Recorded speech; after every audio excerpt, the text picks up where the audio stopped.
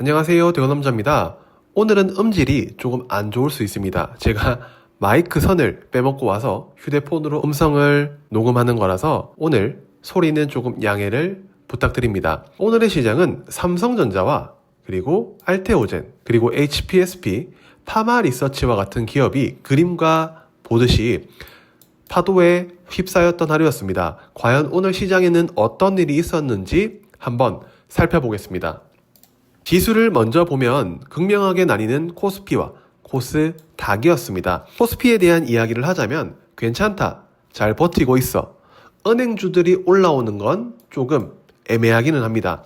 왜냐하면 은행주들이 올라올 때는 항상 개별 종목은 무너지는 모습을 보였기 때문에 은행주들이 올라오는 것은 조금은 조심을 하셔야 됩니다. 코스닥의 경우에는 그따구로 할 거면 때리치아라 라는 말을 진짜 하고 싶습니다. 돌파를 하지 못했고 그대로 내려앉았습니다. 바이오가 무너졌고요. 거기에 주도는 알테오젠과 HLB가 있었습니다.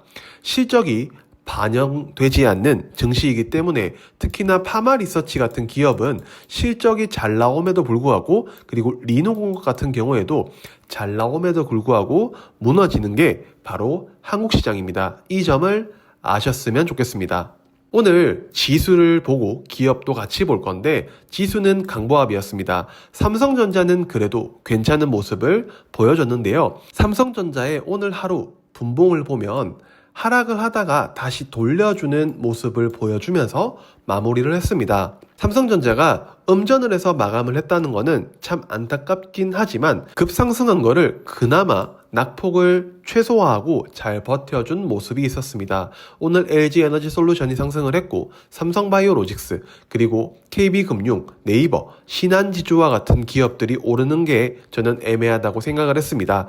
하지만 코스피는 긍정적인 흐름을 이어가는 중이기 때문에 나쁘지 않게 보는 게 맞다고 생각을 합니다. 하지만 특징이 있었습니다. 저는 이런 테마들이 날뛰는 건 돈이 갈 곳이 없다는 증거이기도 합니다. 삼부토건은 다행히 하락을 했지만 이 돈이 오성첨단 소재나 우리 바이오로 이동을 하면서 테마가 정말 최악의 테마라고 할 수 있는, 시장이 좋을 수 없는 흐름이 나왔다고 볼 수 있습니다.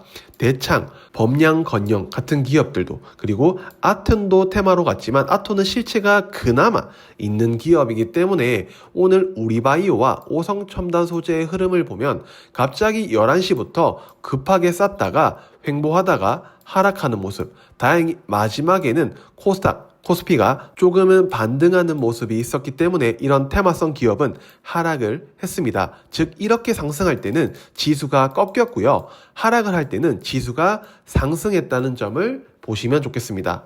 그래서 저는 엔비디아의 실적 이후의 주도주를 체크를 해야 된다고 생각을 합니다.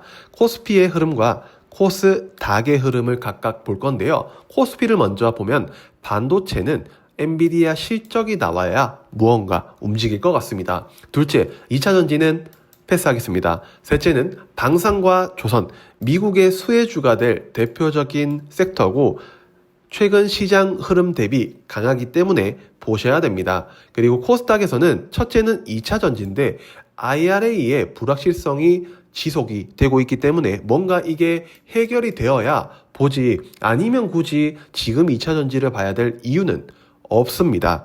그리고 다음은 바이오인데 알테오젠의 급락과 바이오 지수의 역할을 하는 이 알테오젠 그리고 HLB가 뭔가 제대로 된 흐름을 보여줘야 되는데 지금 중요한 자리들을 이탈하는 바이오 기업들의 모습을 보고 부정적으로 볼 수밖에 없는 상황이 지속되고 있습니다. 그 말은 코스닥 지수가 좋을 수 없다는 것을 의미를 합니다. 다음은 로봇인데요. 빅테크 창업자 그리고 CEO들의 방향성이 로봇을 가리키고 있습니다. 그리고 마지막으로 반도체 소부장은 엔비디아 실적만 바라보는 중이기 때문에 실적 이후의 방향성을 보셔야 될 것 같습니다.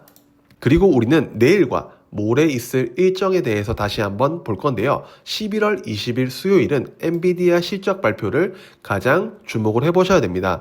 삼성전자보다는 SK하이닉스와 관련된 밸류체인들을 보시고 그 다음에 삼성전자와 관련된 밸류체인들을 보셨으면 좋겠습니다. 그리고 국제 AI 안전연구소 네트워크 행사와 월드 푸드테크 행사를 각각 체크를 해보시면 좋겠습니다. 오늘 반도체와 푸드 관련 흐름은 나쁘지는 않았습니다. SK하이닉스도 어느 정도 바닥을 잡아주는 도지 캔들이 떴고, 교촌 FMB도 밑꼬리를 달면서 다시 중요한 자리를 올라가는 흐름이었기 때문에 일정에 대해서 뭔가 움직임을 줄 것 같다는 느낌이 들었습니다. 다음은 11월 21일 목요일 삼성 개발자 컨퍼런스 SDC 2024를 주목을 하셔야 되고, 개발자 컨퍼런스 관련주는 저는 두 개를 나눠서 봐야 된다고 생각을 했는데, XR기기 관련주는 되도록이면 안 보는 게 낫다고 생각을 합니다.